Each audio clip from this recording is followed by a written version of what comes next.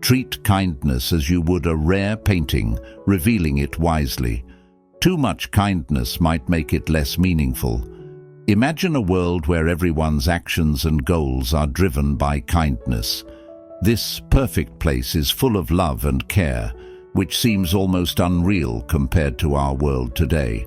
But what if too much kindness actually ruined this perfect place? Looking at this story through Stoic eyes, it means more. Stoicism, a way of thinking about virtues, wisdom, and self-control, teaches us to value kindness, but also to combine it with modesty and clear thinking, and to live in tune with nature, like the Stoics. It's key to understand the limits and possible problems, even with good intentions. In this made-up story, too much kindness without control could accidentally cause bad things. This shows the Stoic idea that virtues like kindness should be used carefully and in a balanced way. Kindness is praised all over the world, in old stories and the thoughts of wise people. These tales from different times and places show how kindness can change things. They tell of heroes and women who were always kind and solved problems, brought people together, and spread love. But even in our busy world today, kindness is still a value everyone agrees on, no matter where they come from or what they believe. This view, shaped by Stoic thought, suggests we should use a lot of kindness, but wisely. Kindness is great, but it has a side that's not often seen. This side, while having good points, can be dangerous if not kept in check. It might make people doubt their worth and hurt their inner calm. Today's main topic is like overwatering a plant. Sometimes kindness can cause problems, even when we mean well. Too much kindness, or using it in the wrong way, can make us feel tired, used, or confused. Isn't it weird? How can something good be bad? That's what we're looking into today. We're also looking at the bad side of kindness, where it can go wrong if we're not careful and smart about it. We're not trying to scare you, just make you more aware. Knowing this helps us balance things, make smart choices, and show real kindness in the best way. From a Stoic view, this is really important. Stoicism, which is about controlling ourselves and thinking logically, warns us about being too emotional or doing too much, even when we're being kind. Stoics think kindness needs to be balanced with clear thinking, or it can cause trouble and upset peace. They suggest living a life where kindness is mixed with self-awareness and practical thinking. As we start this journey that will make us think, I ask you to keep an open mind. Think about your own life and talk to yourself and me about it. We want to learn more and understand kindness better. Let's learn about the 7 ways being too kind can be bad and how to avoid them. Acts of kindness are getting stronger, not weaker, to stay a good force in our lives. We all know what it's like to try to make others happy, even when we mean well. We've all been there, saying yes to a friend who needs help when we're busy, helping a coworker when we could relax, or going to a family event when we're tired. Often we say yes to help others, even if it's hard for us. People-pleasing is basically trying to make others happy all the time, even if it hurts you. It might seem like being a people-pleaser is nice. It shows you're willing, selfless, and caring. Society often praises those who go the extra mile, doing lots of tasks and keeping promises, no matter the cost to themselves. But there's a hidden, complicated mix of feelings and outcomes behind this praise that people don't get until they're stuck in it. This is what happens when you try to make everyone happy without limits. Always putting others first, even with good intentions, can eventually harm your health. The first sign of trouble is usually harm to your mental and physical health. Saying yes too much can lead to being overloaded, staying up late, neglecting yourself, and juggling too many things. Before you know it, you're overwhelmed and burned out. Early warning signs of burnout include always feeling tired, mood changes, and losing interest in things you used to enjoy. Despite this, burnout is just the start. When someone always puts others first, they start to feel angry. This is a normal reaction when your own needs are ignored again and again.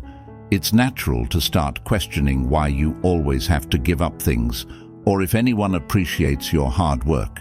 If this anger isn't addressed, it can ruin relationships, which is the opposite of pleasing people. If people-pleasing doesn't stop, the worst outcome is losing your own identity.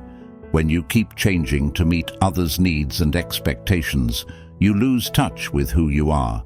Your interests, opinions, and even your personality start to mirror those around you, blurring the line between you and the people-pleaser role. To regain your independence, you need to recognize the dangers of extreme people-pleasing. But realizing the problem is only half the solution. The real challenge is how to change this behavior. The best way to combat excessive people-pleasing is setting healthy boundaries. It's crucial to remember that boundaries aren't walls. They are guidelines that define your personal space, limits, and values. To handle social situations without losing yourself, you need to know which behaviors are okay and which aren't. It's crucial to have clear boundaries, but you also need to express them well. Saying no isn't about rejecting someone or their request. It's about standing up for yourself. This leads us to no, the most powerful two-letter word. It means you'd like to help or join in, but can't due to your situation or health. Remember, setting boundaries and declining requests might cause guilt, especially for those used to pleasing others. It's vital to understand that saying no doesn't make you less valuable or kind. In fact, looking after your own well-being lets you support others more effectively.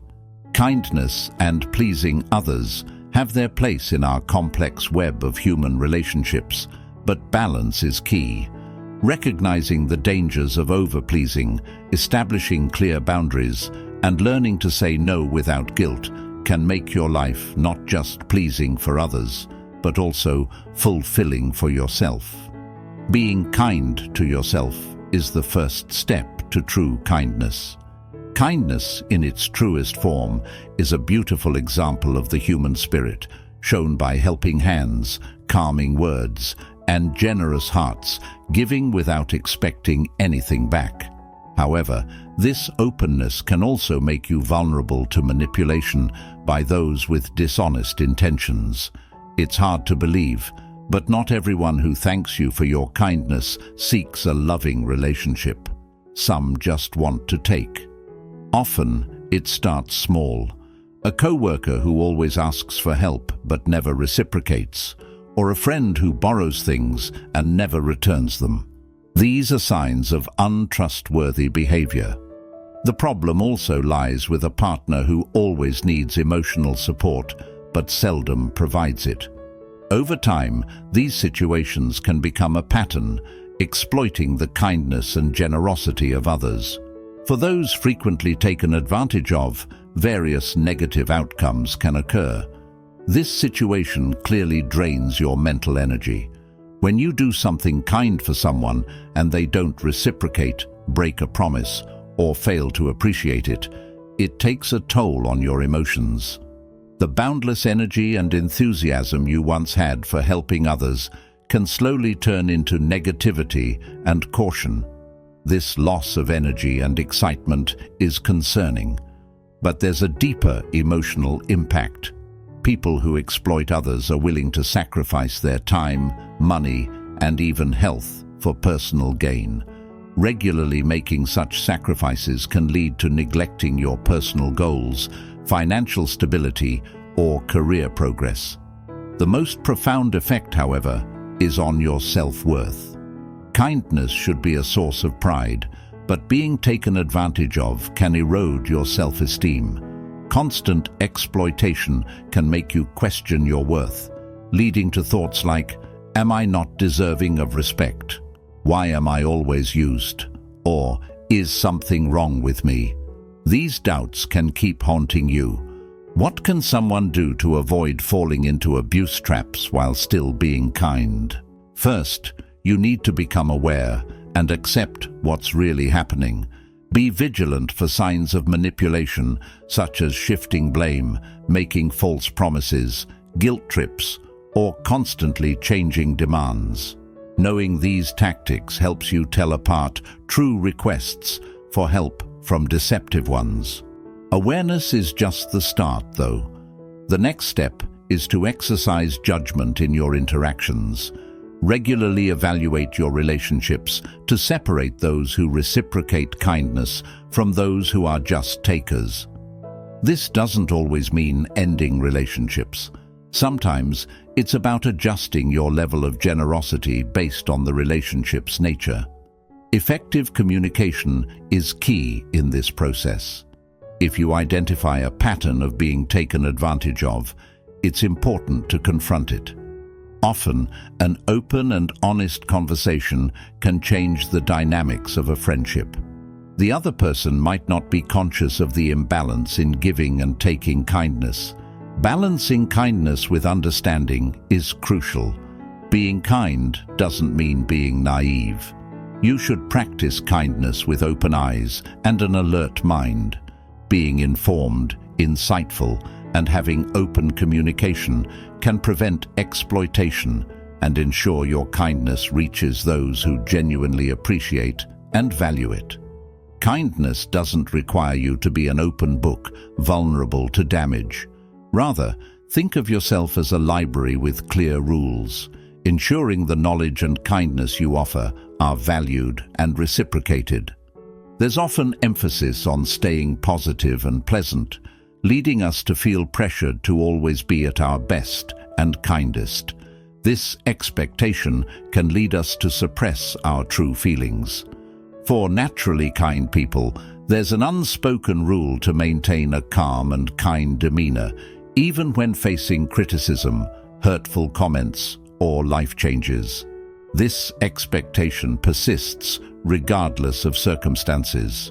Being consistently nice and accommodating is beneficial in many cases, but it can become problematic if it leads to suppressing true emotions. Initially, wearing this mask of niceness might seem like self-protection. However, confronting issues directly might cause conflict or discomfort, so it's often easier to smile through pain or shrug off a hurtful remark. Over time, this mask becomes a deeply ingrained part of one's identity. What begins as a deliberate choice gradually becomes an automatic response. Our emotions are our brain's unfiltered way of communicating our well-being, needs, and boundaries. Constantly concealing these feelings, particularly negative ones like anger, sadness, or distress, disrupts this crucial internal dialogue. Suppressing emotions can have various consequences. Physically, it can increase stress levels, leading to fatigue, restlessness, and even symptoms like headaches or stomach issues. The mental and emotional impact is even more significant, affecting overall well-being. If you ignore or fail to address your emotions, they don't just disappear. Instead, they build up beneath the surface, potentially leading to mental health issues like anxiety, depression, or a pervasive feeling of sadness. When someone continually represses their emotions, they might experience emotional outbursts, where these suppressed feelings emerge in unrelated situations. The most critical consequence of this denial, however, is its effect on relationships. Authenticity is the foundation of truly deep and meaningful relationships. Constantly concealing one's true self under a veneer of perpetual kindness can prevent others from truly knowing, understanding, and connecting with the real you. This can lead to superficial interactions. The first step to breaking free from suppressed emotions is acceptance. It's crucial to acknowledge and accept that experiencing a range of emotions is normal and healthy. There are times to smile and times to take things seriously. Open communication becomes the key to navigating this emotional landscape. Expressing your feelings is healthier than concealing them. This doesn't mean lashing out in anger or overwhelming others with sadness, but rather sharing your feelings constructively.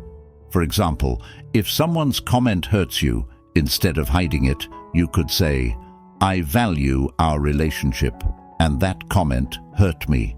Can we talk about it?" Training in emotional intelligence and practicing open communication are closely linked. Emotional intelligence involves recognizing and understanding our own emotions, as well as managing and expressing them appropriately. It also ensures that our messages are not just heard, but understood, allowing us to share our feelings without causing harm. An essential part of this process is surrounding yourself with supportive people who value emotional honesty.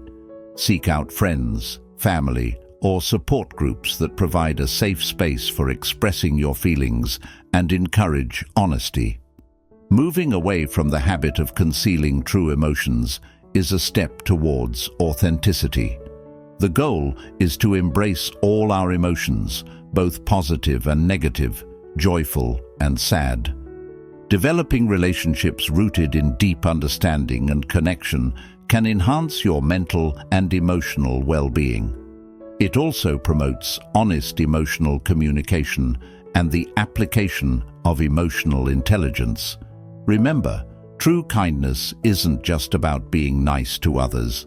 It's also about being kind to yourself. Being kind means allowing yourself to feel, express, and embrace your full humanity. Pushing boundaries and exceeding limits often reflect the best aspects of the human spirit, a trait particularly strong in kind-hearted people. They naturally feel compelled to help, inspire, and make a difference, even when their own plates are already full. This leads them to take on additional tasks, assist others, or shoulder more responsibilities. Although these actions are well-intentioned, constantly overstretching oneself can lead to unintended and often negative consequences. Consider these common scenarios. A friend requests a favor when you're already overwhelmed, or a coworker needs help with a project when your workload is already excessive. Many people instinctively want to say yes, driven by a desire to be helpful, trustworthy, or simply because refusing feels uncomfortable. Continually overextending yourself is like repeatedly drawing water from a well without allowing it to replenish. Initially, the effects may not be noticeable, but over time, the signs of depletion become evident. Physical exhaustion and stress start to manifest in your body, struggling to cope with the increasing demands. Disrupted sleep, decreased energy, and a pervasive sense of fatigue are common physical symptoms. Mentally, the strain is even greater. Juggling too many tasks can reduce productivity, impair focus, and diminish performance quality. Over time, constantly biting off more than you can chew can lead to feelings of inadequacy and a loss of self-worth. Initially, helping others brings joy, but this joy can gradually turn into resentment. This anger might be directed towards those you're helping or towards yourself for not setting boundaries. Feeling resentful for being kind, especially when it's part of your nature, is an unusual and uncomfortable emotion. The first step to break the cycle of overextension is to recognize your limitations. This isn't about doubting your abilities or worth. It's about acknowledging that your energy, time, and capabilities have limits. Understanding these limits is crucial to sustainably offering help. In this context, enhancing your self-awareness is key. Make it a practice to routinely assess your workload, emotional state, and energy levels. If you consistently feel exhausted, anxious, or irritable, it might indicate that you're overburdened. This is a sign that you're probably taking on too much. Being self-aware also involves the ability to say no. Declining a request or offer doesn't diminish your worth or kindness. It simply represents a necessary break, ensuring that when you do agree, you can do so wholeheartedly and effectively. Prioritizing self-care is another crucial aspect. Engaging in activities that rejuvenate you, like sports, meditation, exercise, or simply taking a break, is vital. Allow yourself time to relax and recharge. Remember, you can't give from an empty vessel. Kindness is a profound quality, but it should be dispensed judiciously. The key is not limiting how often you're kind, but knowing when to extend help and when to step back. Balancing self-care with kindness requires a delicate interplay. By acknowledging your limitations, understanding yourself better, and prioritizing your needs, you ensure the sustainability of your kindness. Strive for a balance where your acts of kindness are not merely fleeting gestures, but part of a lifelong commitment to responsible care. Many of us dread confrontations and tend to avoid them. Confrontations often bring to mind arguments, harsh words, and ongoing tension. Therefore, it's not surprising that many people, particularly those who are naturally kind, go to great lengths to avoid confrontations. Such individuals often steer clear of arguments, tough conversations, and may even silently endure wrongdoings to maintain peace and prevent upsetting others. The idea is to not make people upset or start problems. But what if avoiding fights all the time secretly costs a lot? Ignoring issues doesn't make them go away. They just keep going, affecting how people get along, make decisions, and feel, because the real problems aren't solved. Not dealing with conflicts can lead to many hidden problems. Think of them as invisible walls. They might not be seen right away, but they stop real connections and understanding from happening. Over time, these issues get worse, making relationships more confusing and distant. Also, there's a lot of hidden stress from things that aren't said, the problems everyone avoids, or the big issues that no one deals with. These hidden conflicts always show up, maybe in sneaky ways, emotional outbursts, or even physical signs like stress. By avoiding conflicts, people miss chances to grow and learn. Facing tough situations helps us grow. They teach us to be strong, communicate better, and understand others more. By always avoiding these situations, you miss out on learning important things. Right now, it's really important to tell the difference between pointless conflict and helpful conflict. The first kind is annoying and harmful, often caused by wanting to control or be the center of attention. The second kind is about seeking understanding, closure, and growth. It doesn't mean looking for trouble, but being ready to handle problems as they come and preferring to find solutions rather than just keeping the peace temporarily. The key is not to see conflict as a battle, but as a chance for people with different ideas to come together and find common ground. Good communication is crucial for positive disagreements. When someone is talking, really listen to their perspective, feelings, and concerns before you reply. Avoid blaming by using "I feel" statements instead of "you did," which makes people less defensive and more open to understanding. If something is unclear or doesn't make sense, ask questions to clarify instead of guessing. Focusing on shared goals or concerns can help find common ground to build upon.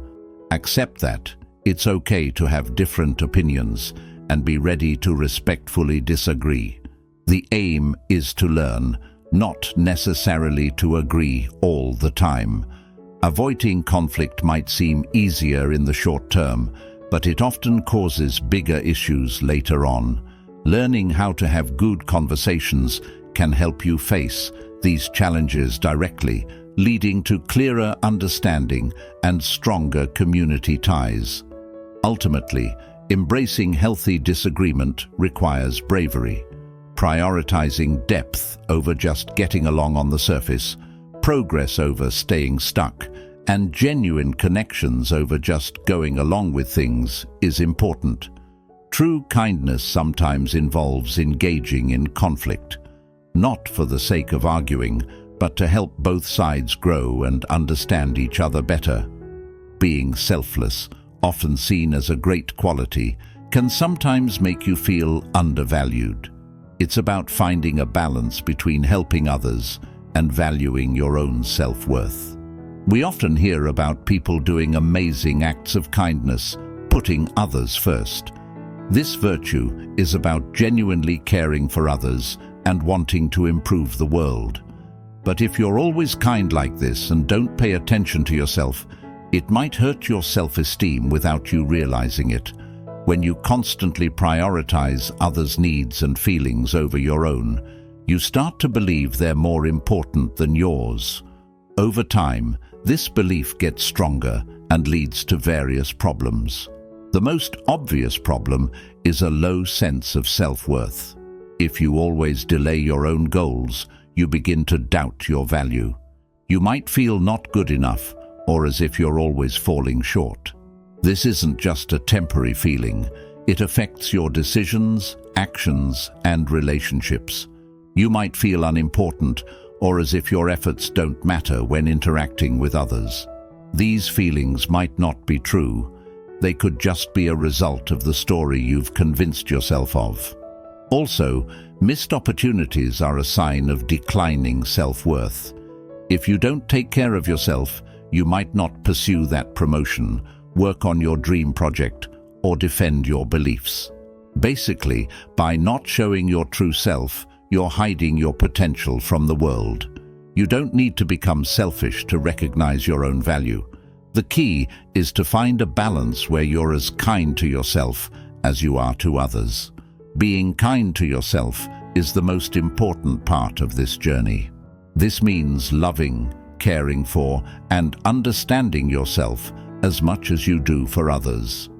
Celebrate your achievements no matter how small, and be proud of them. View your flaws not as failures, but as chances to grow.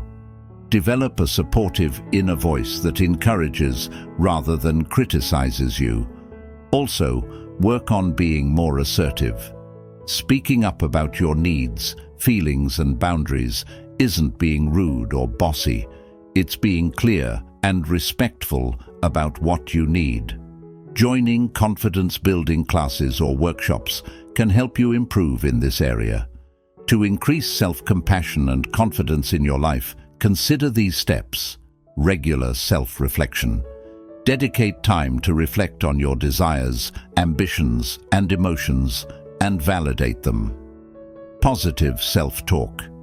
When you have negative thoughts about yourself, challenge them and replace them with positive ones. Clear communication. Communicate your needs, thoughts, and feelings honestly and openly. Doing so doesn't diminish your kindness, but makes it more authentic. Setting boundaries. Being kind doesn't mean letting others disregard your boundaries. Establishing clear limits is an essential aspect of kindness. Ensure they are respected while you also respect others. Seeking feedback.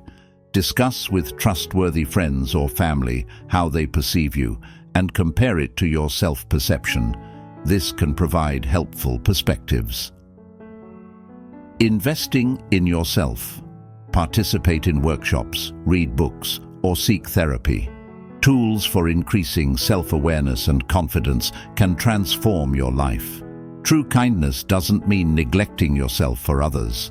By strengthening your self-worth and loving yourself, you can engage in more genuine, impactful, and lasting kindness towards others. Valuing yourself isn't selfish, it's essential. It means your kindness comes from a place of abundance, not lack. From choice not obligation, and from love, not duty. Kindness is valued across different cultures and eras, but it's often broadly and incorrectly defined. This has led to a lot of confusion about what true kindness is. Over time, as the concept was translated and perceived differently, its meaning got oversimplified, leading to some myths. One major myth is that kindness means being passive, weak, or not standing up for oneself, which many people believe. This misconception may stem from folktales showing the kind-hearted as submissive or cultural norms, equating gentleness with weakness. However, the truth is much more nuanced. People who always agree, concede, or suppress their voice might face problems due to a skewed understanding of kindness as passivity. Others might perceive them as weak or indecisive, impacting areas like professional environments where clarity and strength are valued. Continually neglecting your own desires or opinions in favor of kindness can be misinterpreted in several ways. For instance, colleagues might view it as a lack of conviction, and friends might see it as disinterest. This misinterpretation can lead to missed opportunities, strained relationships, and a weakened sense of self-worth. The problem lies not in being kind, but in the misinterpretation and misuse of kindness.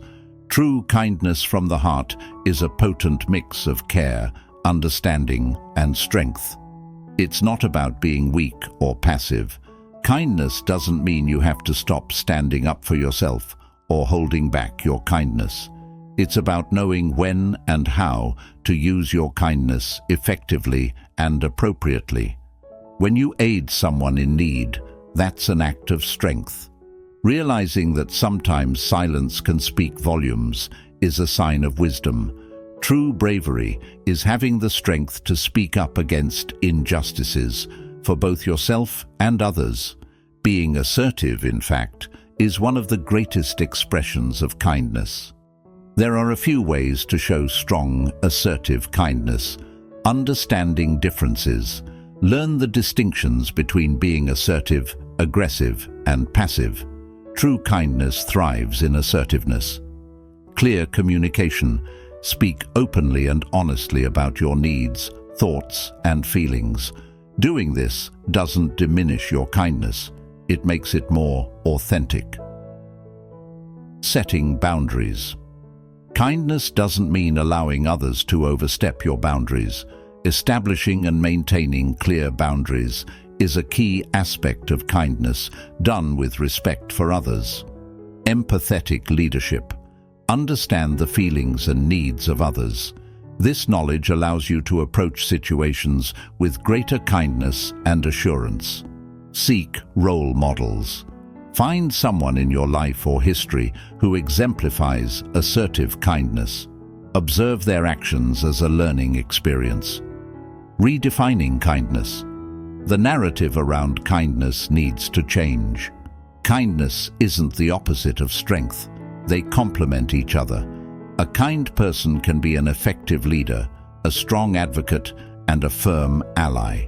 They wield their strength not like a hammer, but like a scalpel, precise, effective, and without causing harm. To fully appreciate the complexity of kindness, we need to move beyond outdated, simplistic views. Genuine kindness is not a sign of weakness, but a powerful source of strength and insight. It's essential for everyone to understand this. In our exploration of kindness's complexities, we've illuminated different aspects where its true nature is often misunderstood or misused. Some key points we've covered include the problem of overdoing people-pleasing, highlighting the risks of constantly seeking others' approval and the necessity of establishing boundaries. The importance of recognizing and safely navigating situations where sincere kindness can be exploited to prevent being taken advantage of. Addressing the hidden cost of constantly presenting a kind front and the value of expressing your true feelings. which concerns repressing authentic emotions. The dangers of overextending yourself emphasize understanding your own limitations. Discussing the avoidance of necessary conflicts reveals the unseen dangers of consistently avoiding confrontations and the benefits that constructive conflict can bring. This discussion explores how constant self-sacrifice can impact self-worth and how cultivating self-compassion can improve your sense of value. Challenging the notion that kindness is always a quiet trait, this piece shows how it can be expressed through assertiveness and confidence. The image formed by these threads of kindness is vivid and distinct. Kindness isn't just about being nice to others.